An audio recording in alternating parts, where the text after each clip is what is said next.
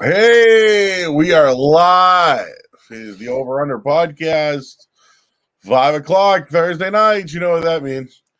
Dan, I got myself a snack for the podcast, and that we'll be recording in a little bit. But the old original chocolate chip cookie. Telling you. I'm not a fan, man. You know what? This is the ultimate. You see it, you grab it. You don't want it. You know what I mean? Like you see it, you grab it, you want it. So I'll be munching on this bad boy when we do our podcast. 3 cookies. None of them are broken. Thursday night football. Not a lot going on. I know there's NBA games, but the schedule is weak. Not much going on in college basketball either. Even this week, I don't know if it's like sending people home or whatnot. But there's a lot of COVID cancellations this week. So, geez, I do not want to talk about that. What else? Yeah. So this could be quick. And then we're going to do a live podcast. We're going to do every bowl game. It could get ugly. I know Joe is already fearing it. I might have to I may need more fluids actually. Anyways, Thursday night football, Chiefs Chargers. I think the line's right. I think the Chiefs should be favored. Bringing you back to the last meeting, the Chargers came back and won the game, and it's because Patrick Mahomes was a turnover machine. 2 different teams right now. Both of them are different. Both of them are playing well. I'll give the Chargers a little bit of a credit here. They have put together back-to-back wins, which is something they have a problem doing. They've done it twice this year now. Where the Chiefs are right now, their defense is the story. I know they're getting better on offense, and Mahomes is playing better. So I look at this game as a challenging Thursday night game for the Chiefs to cover. They're still not great against the spread. They've covered the last 4 games. So I think the Chiefs should win, Dan, but I still worry about the 3 or whatever the number is. And I don't know. The Chargers aren't afraid of the Chiefs. Like a divisional game Thursday night. I guess we got to get the ref angle in there too at some point. Both teams are playing very well. I think the Chiefs defense is just playing better. They're probably going to be the heavy favorite, and the money's probably on the Chiefs tonight. I think it's very square, I guess is what I'm saying, if you bet the Chiefs. Yep. I mean, without a doubt, there's no doubt that it's the square side. I do kind of like the Chargers tonight. As I said this morning on Tucker and Rich, I just think this is a not-so-great spot for Kansas City tonight on a short week versus divisional opponent. There are COVID issues on both sides of the football for both teams here. Kansas City, especially defensively. The Chargers offensively more so, especially with Rashawn Slater. Excuse me. The promising the rookie out. Look, I know that the Chargers had a decent game against Kansas or against the Giants, a couple days ago. I'm gonna kind of just say that that was probably a look ahead spot, and they just were more talented than the Giants with a backup quarterback. There you go. Yeah. I mean, definitely were. As I said, I thought the last 2 wins were extremely important for Kansas City. And now you go on the road in a short week versus a divisional opponent, coming off a divisional win where you really kick the crap out of them. And I think, Kansas City is going to be a little bit overvalued, which they are. I'd probably make this about 2.5, 2.5 for Kansas City. So I think they're a little bit overvalued at 3.5. And I like the way the Chargers have been playing, especially offensively. Kansas City, again, last week, a good offensive performance, but they haven't been elite offensively, except against the Raiders in this, sorry about that. Is that a house phone? That was a house phone. That is a house phone. Do you have a house phone? I do have a house phone, yep. Do you obviously it rang, but you use it? I use it. I have pretty bad service here, so I need to make an actual. You have an actual landline? Yeah. Holy shit! Yep. It's rare that I use it. I have a number. I have a phone number for my house because I had to buy it with my cable, Yep. and my TV tells me that someone's calling. I Problem know. is, I don't have a telephone. Yep, that used to be the case here. I got it just because my cell phone service sucks here sometimes. So it's when I need to make an important phone call, it's easier to do it I on mean, landline. No Dan, issues. I will tell you this podcast. Whenever we get a phone call, because people know Thursday is 5:00. Oh, You I know, know. Yep. so like if they're calling at this time, it's is it Mr. Pickles? Is it somebody important? Is it someone who you've been trying to reach? You haven't been able to get. That's generally those are the people that are calling during this time. Yeah. No, Or if I say, hey, you gotta hold on a second. I gotta take this. No, it's more just annoying callers who get the number. I'm assuming, and they're the work call.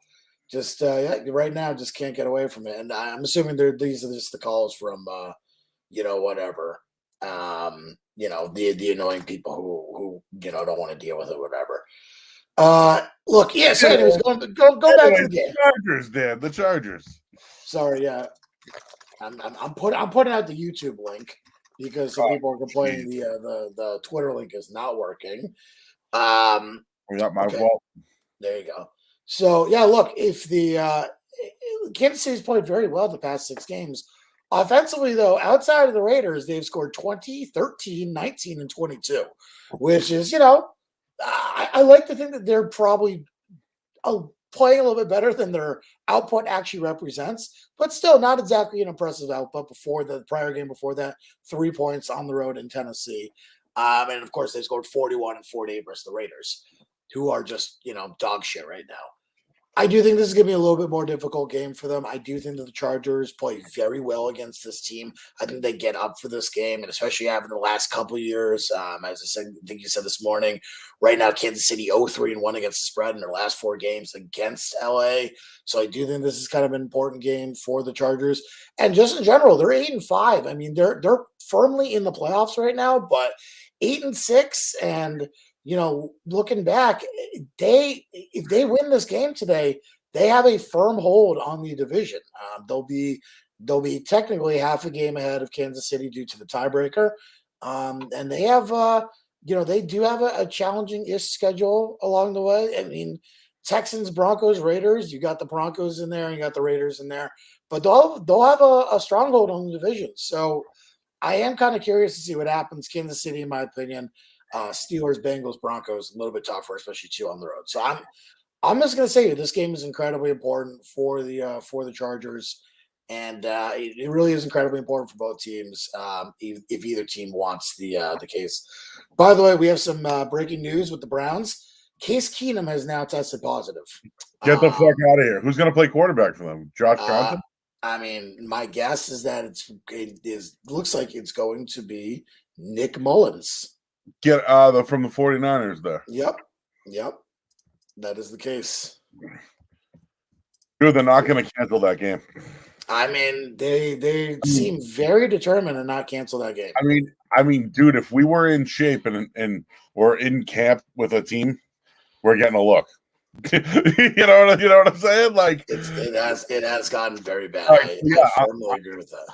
So if anybody ever wants to look at up to date depth charts, our lads, they do a great job. If you ever check them out, they're really good. Dude, I just pulled them up. Holy smokes.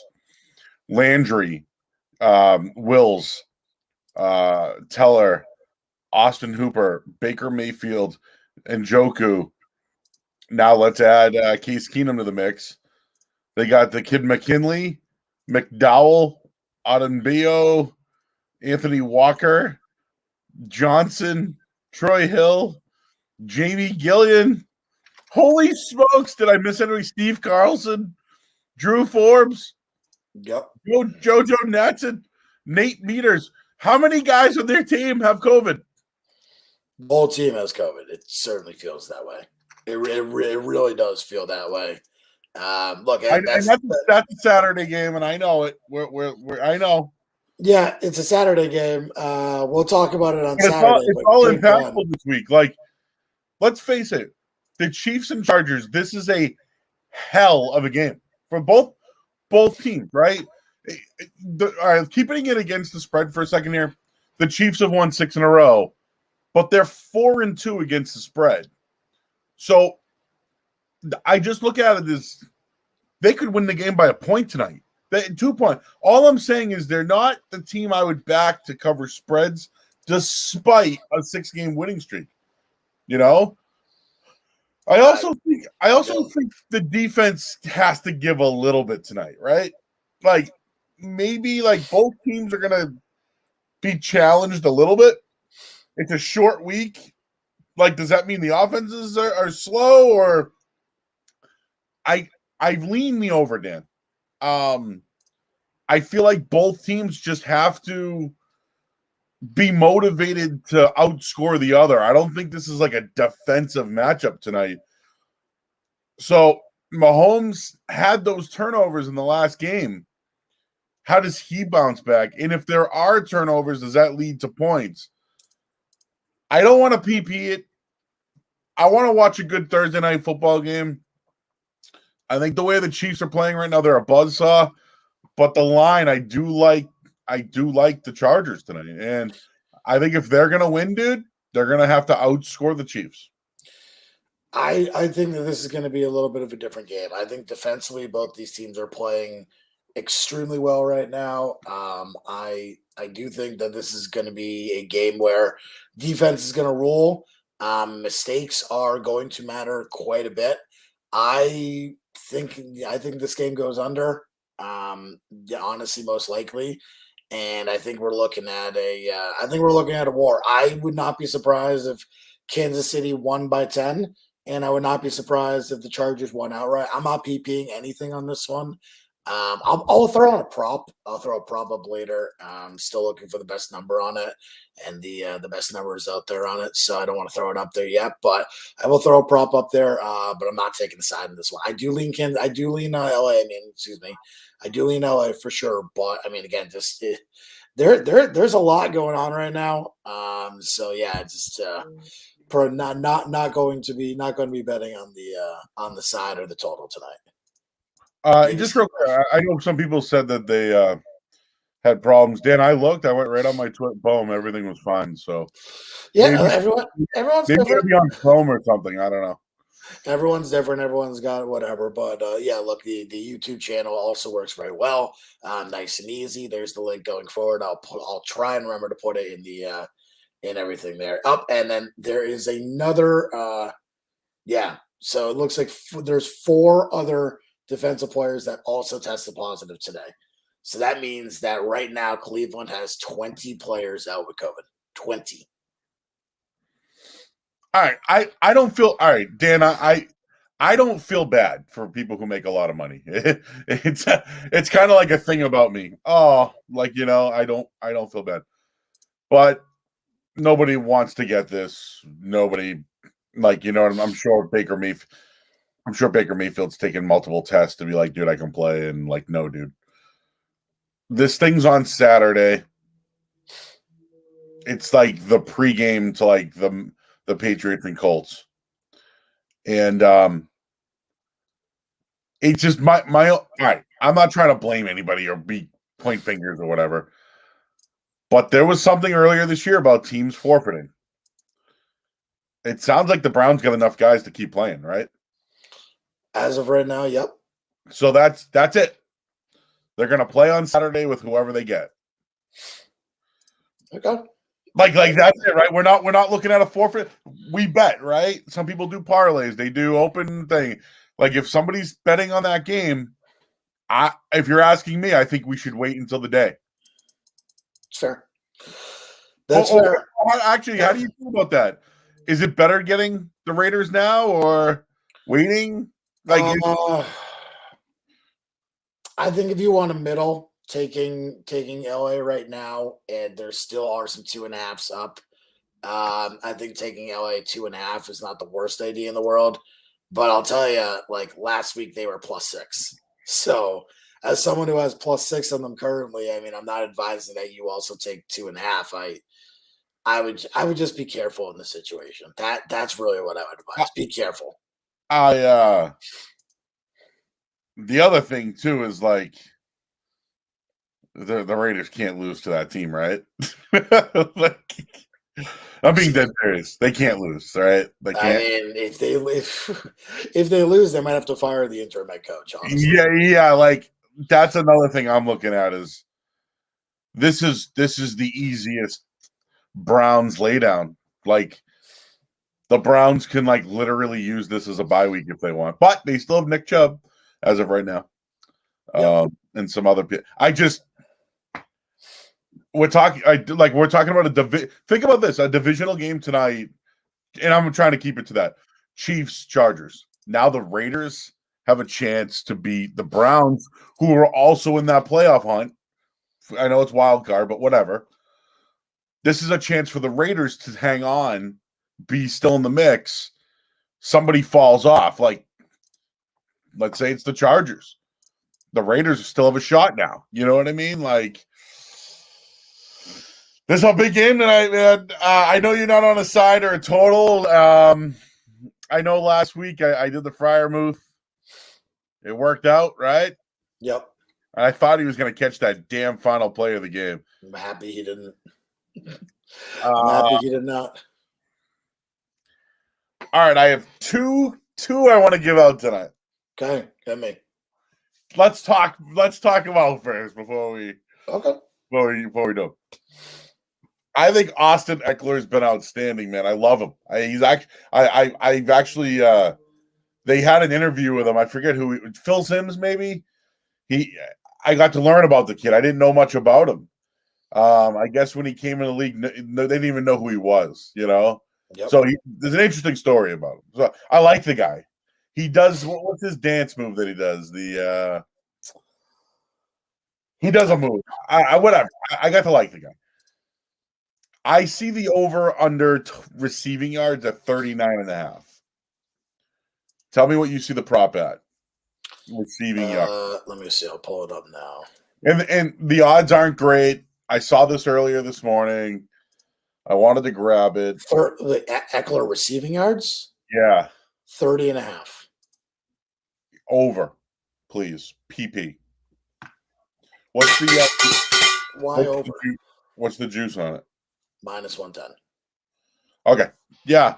I just and I'm gonna look up his the other one is Clyde Edwards-Helaire. But let's get into Austin Eckler's last I looked at doing it. I'm sorry I'm not prepared for this. I looked it up his last few games and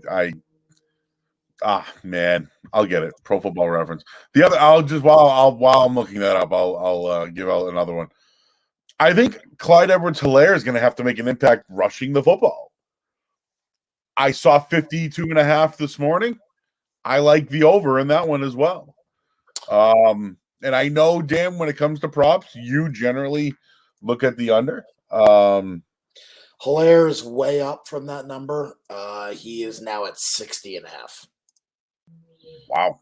Yeah, so that has taken a dramatic rise as of right now. So that 52.5 way gone. Oof. Oof.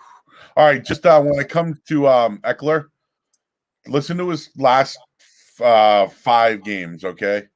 3 catches, 6 catches, 6 catches, 5 and 2.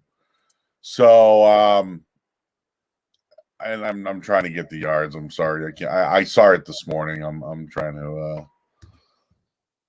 But anyways, he's featured, dude. He's been averaging 4 catches a game. So I like the over. I'm going over 30.5 receiving yards tonight, Austin Eckler. So that's my. Okay. I don't know why I can't find it now, man. I'm losing my mind over here. Okay. Yeah, I mean, look, I'm going to be honest with you. I think this is an under game. I don't think that people should play a lot of overs tonight.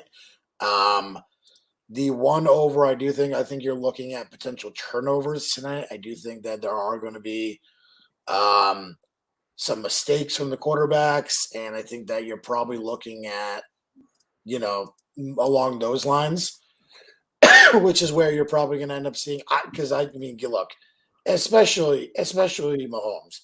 He struggles versus defense. He turns the ball over quite a bit. right now, to me, I'm here. I'll give this out, Joe. Give me Mahomes over a half interception plus 130.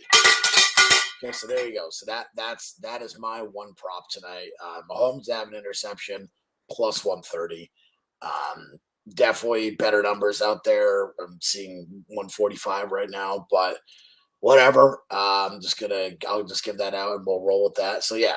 So Mahomes have an interception plus 130. The guy consistently turns the ball over against divisional opponents. And at this point right now, he look, Patrick Mahomes is playing well. He is, but he's also struggling. And you'd be kind of surprised about the amount of turnovers he's had. He's had 12 interceptions this year already, Joe. And he had two. He had one against Dallas, one against Denver, and then one against the Giants a couple weeks ago. But when he plays a very good opponent, he has struggled mightily, pretty badly. And he had two earlier this year against the Chargers. He had two last year against the Chargers. When he plays good opponents, he's throwing almost an interception per game. Getting him at plus 130, in my opinion, is pretty good value. Yeah, I agree with it. So I'm going to take, again, I don't like taking overs, but I do think over a half or a yes for interception plus 130 is not the worst. Well, not the worst number in the world. Are you big on so I like anytime score odds. I do not, because, and I'll tell you why. You basically get massively diminished odds on what actually should be. So, dude, tonight definitely, like, just in general, every night. I'll use tonight for example: Kelsey, Hill, Eckler, Edwards, Hilaire, Keenan Allen. There's your five guys, right? Allen's plus 150. So like that, if that's your best odds essentially of the top five players, that's the best odds plus 150. It's not worth it. So I'm wondering if there's a long shot. Is there somebody? Yeah, and that's kind of where I do like to look at anytime touchdowns. With some of those longer guys, for instance, I'm not sure how much maybe a guy like Mike Williams gets involved. Maybe they go to a Josh Palmer. You can probably get him at 5-1, which I think is probably a little bit better value. Jared Cook, who's been a guy who's been extremely. That's what I'm looking at. Dan. Yeah, extremely profitable in the end zone. He's 2.5-1, which is still not a great number. Sure, if you shop that around, you'll probably be able to find a better number on that. But yeah, I mean, look, to be honest with you, anytime touchdowns are really, in my opinion, probably not the best way. And there's certainly lack of value in those numbers. A couple of years ago, maybe a year or two ago, to be honest with you, you probably would have gotten a lot more value. But the way things have gone in the market with anytime touchdowns and first touchdown scorers, the market has basically dried up with value. It's very hard to find some people that you actually like. I mean, honestly, I'd rather go with a Herbert or Mahomes rushing touchdown than I would, a Tyreek Hill receiving touchdown in specific circumstances. But yeah, I don't really like anytime touchdowns. The one that I did ride for a while this year was Damian Harris. It felt like he was getting a touchdown almost every game and was still above plus money and was just felt like almost a lock every week that he was going to get a touchdown. At this point, I think that, especially with the guys that they have up right now, I mean, Eckler, in my opinion, there have been rumors that he is not close to 100%, and you're still looking at minus 150 for him to score a touchdown. Again, those are the type of plays that I really like to avoid in certain situations like this. If you want to go for a Guyton, you think it's gonna be like a Jalen Guyton game or a Josh Palmer game, you get them 3-1, 4-1, 5-1. I can understand that. Maybe Frank Gore's kid will score a touchdown tonight. It's a long shot, but. What is he? Derek Gore? Oh wow. He was plus 650. There you go. Anytime, DD. Yeah, again, it would be I'm looking for value. Again, same, no difference than looking for value in a play.